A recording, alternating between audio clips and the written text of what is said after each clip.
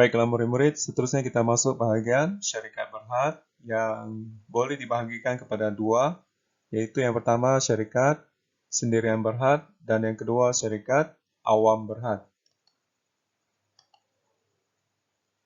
Apakah persamaan ciri-ciri syarikat sendirian berhad dan syarikat awam berhad?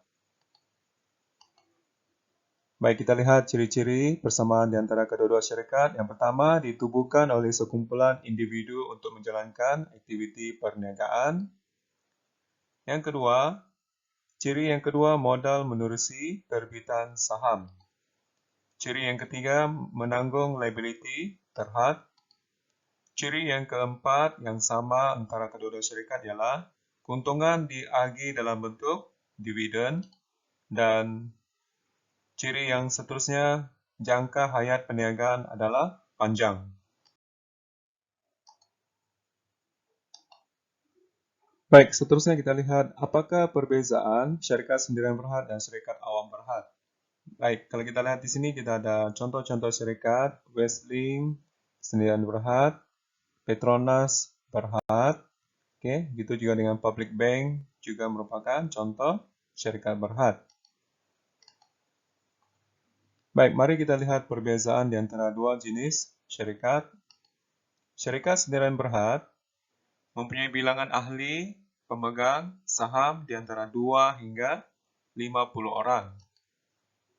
Manakala awam berhad, bilangan ahli 2 hingga tiada had limit. Oke, perbezaan yang kedua, syarikat sendirian berhad pemegang saham kalangan ahli yang dikenali, yaitu di kalangan saudara mara atau kawan-kawan rapat. Manakala syarikat awam berhad pemegang saham kalangan orang awam. Kemudian syarikat sendirian berhad saham tidak bebas diurus niaga. Manakala syarikat awam berhad saham bebas diurus niaga.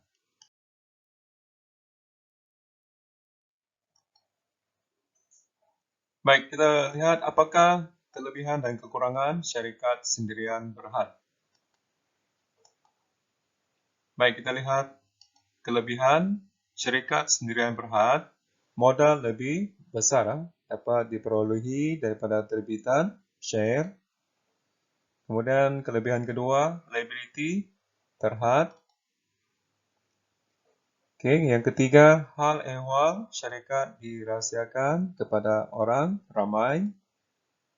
Seterusnya, jangka hayat perniagaan adalah panjang. Oke, kita lihat kekurangan syarikat sendirian berhad. Penawaran share terhad hingga 50 orang sahaja. Kelemahan yang kedua, beban cukai adalah tinggi. Kelemahan yang ketiga, share tidak bebas pindah milik, sebab share hanya di kalangan saudara mara dan kawan-kawan rapat sahaja. Dan seterusnya, penumbuhan yang rumit.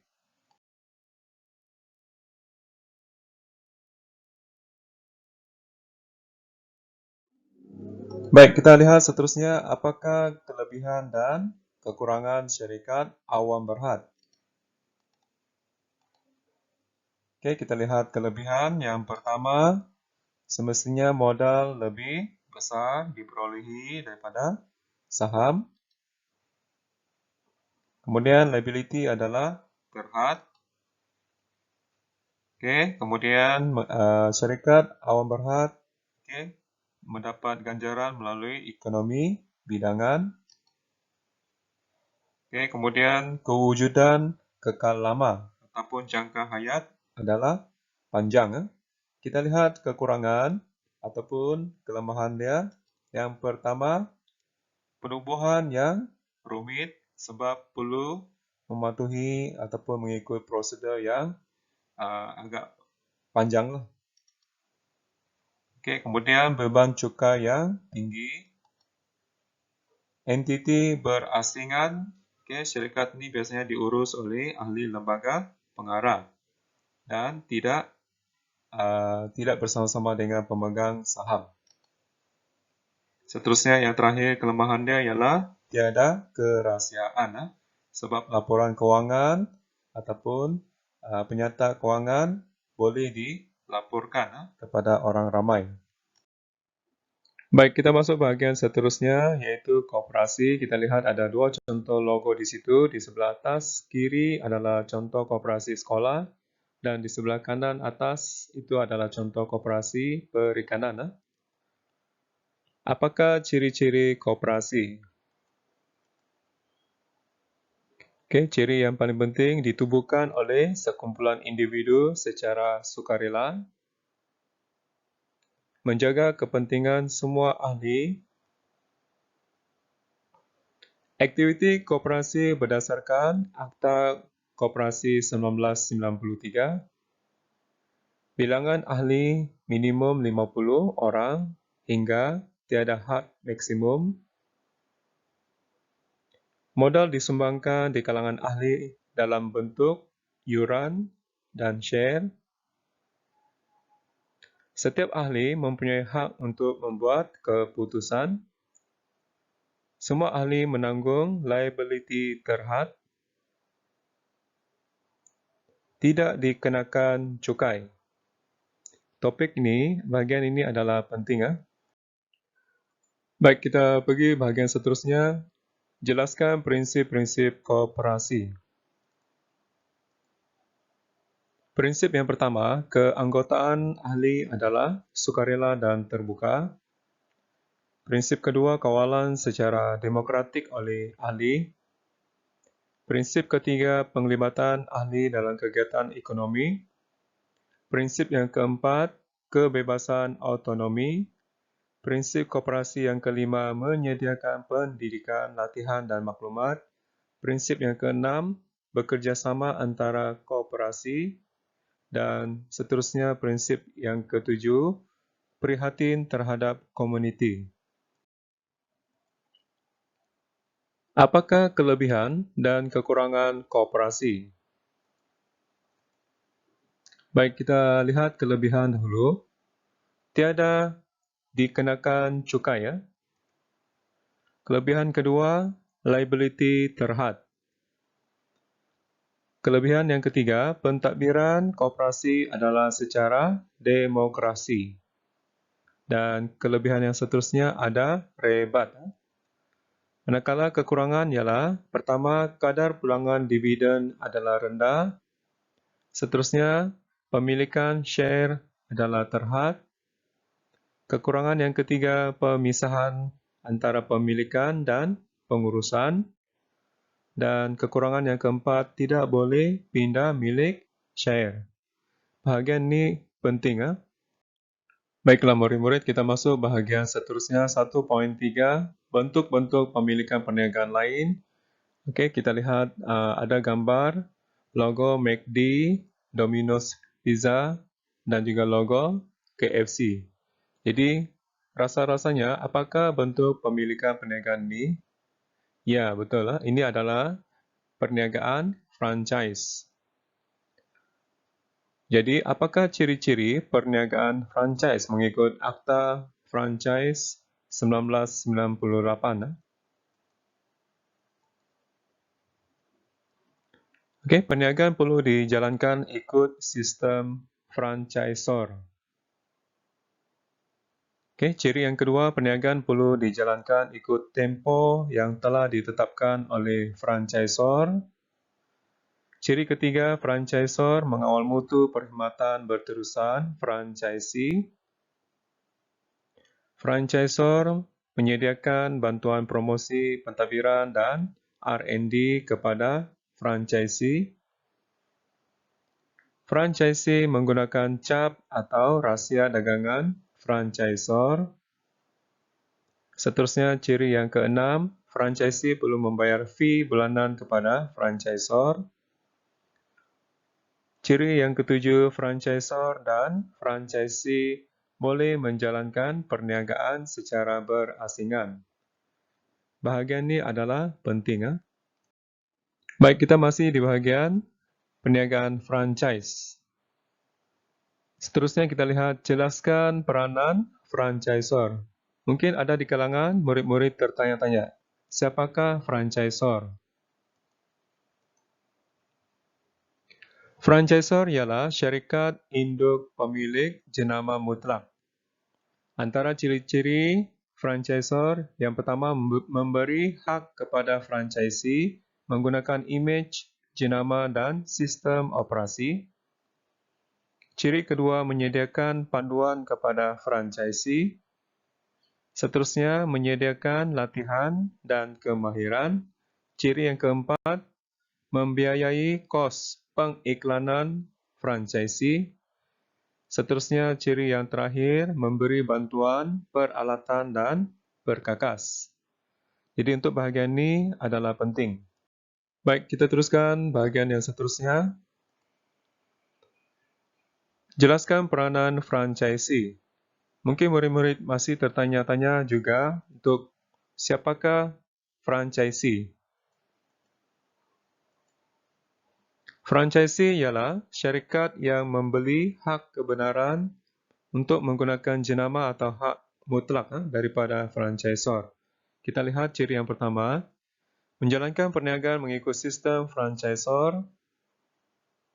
Ciri kedua, bersedia ditamatkan perniagaan jika gagal mematuhi peraturan.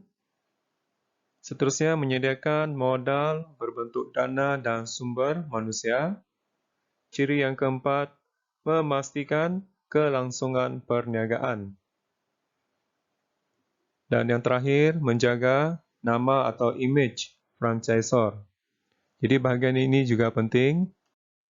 Baik, kita masih lagi di bawah perniagaan franchise.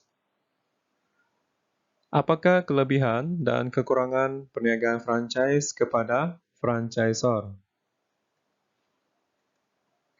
Baik, kita lihat kelebihan perniagaan franchise kepada franchisor. Yang pertama, dapat berkembang secara global. Kebaikan kedua, dapat berkongsi risiko dengan franchisee. Kelebihan ketiga, menikmati ekonomi bidangan. Seterusnya kita lihat kekurangan perniagaan ini. Yang pertama, sukar memilih franchisee yang baik. Kos operasi yang tinggi. Seterusnya, kekurangan yang ketiga ialah reputasi perniagaan franchise ini mungkin terjejas jika franchisee melanggar piawaian. Yang ini pun bahagian yang penting juga. Okey, kita teruskan. Apakah kelebihan dan kekurangan perniagaan franchise kepada franchisee pula? Okey, kita lihat jadual. Okey, kita lihat kelebihan. Pertama, dapat menjalankan perniagaan secara sistematik, mendapat sokongan daripada pihak franchisor. Risiko kegagalan perniagaan ini adalah rendah. Manakala kekurangan, yang pertama terikat dengan kontrak perjanjian. Yang kedua, perlu kawal kualiti barang atau produk yang dihasilkan. Seterusnya, kekurangan yang ketiga, tiada inovasi dan inisiatif bagi memajukan perniagaan. Bahagian ini juga penting.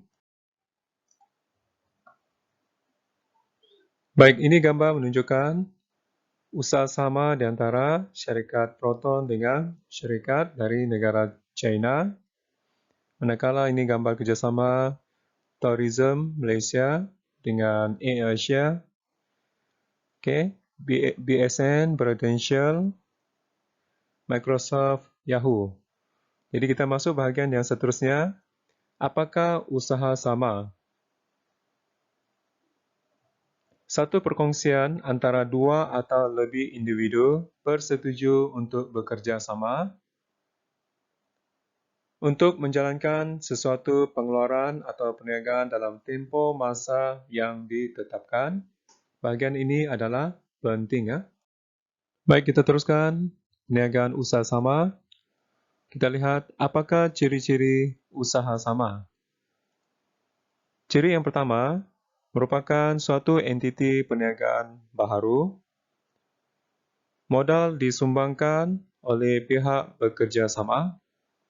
Ciri yang ketiga, bekerja sama dalam kawalan dan pengurusan. Ciri yang keempat, berkongsi aset, hasil dan kos operasi. Ciri seterusnya, perniagaan dibubarkan bila projek selesai.